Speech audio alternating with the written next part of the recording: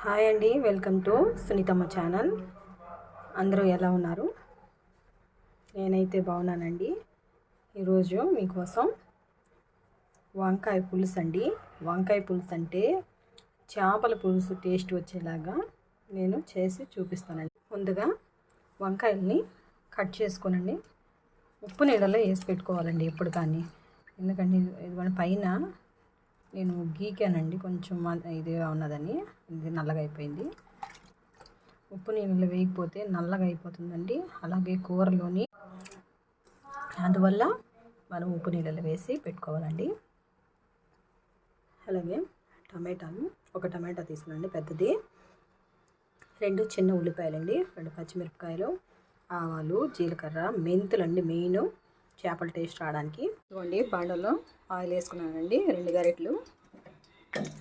ఇదిగోండి ఈ చిన్న గరిటెతోటి 2 వేసుకున్నానండి.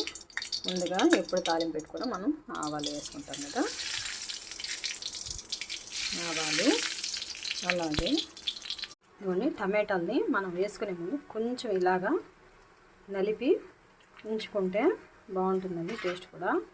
ఇవి హైబ్రిడ్ టమాటాలు అండి, నాటు టమాటాలు అయితే మనం పెసగపడలేదండి. ఇలాగా మామూలుగా వేసేస్తే బాగుంటుంది. ఇదైతే మనకు గట్టిగా ఉంటుంది కదండి, అందువల్ల ఉల్లిపాయలు వేగిపోయాయి. నేను టమాటా పీసి పెట్టుకున్నాను, అవి వేసుకొని అవి కూడా వేగలాగా.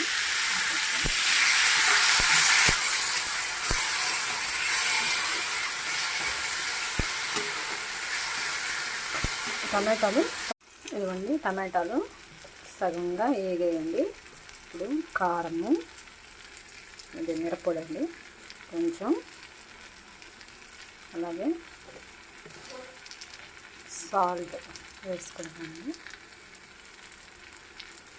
చింతపండు కడిగి బాగా పిసికి పెట్టుకున్నానండి. ఇప్పుడు దీన్ని ఉప్పు కారం వేసాను. దీంట్లో చెత్త బయటికి రాకుండా పై నుండి వేసుకోండి.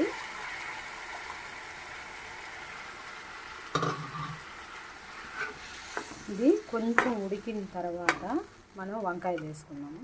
ఇదిగోండి పులుసు వేసి మరిగిపోయింది. ఇప్పుడు నేను వంకాయలు వేసుకుంటున్నాను.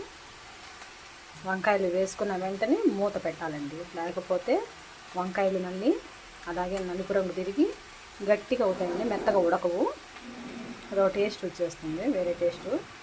పులుసు మరిగిపోయింది, వంకాయ అంతా బాగా ఉడికిపోయింది.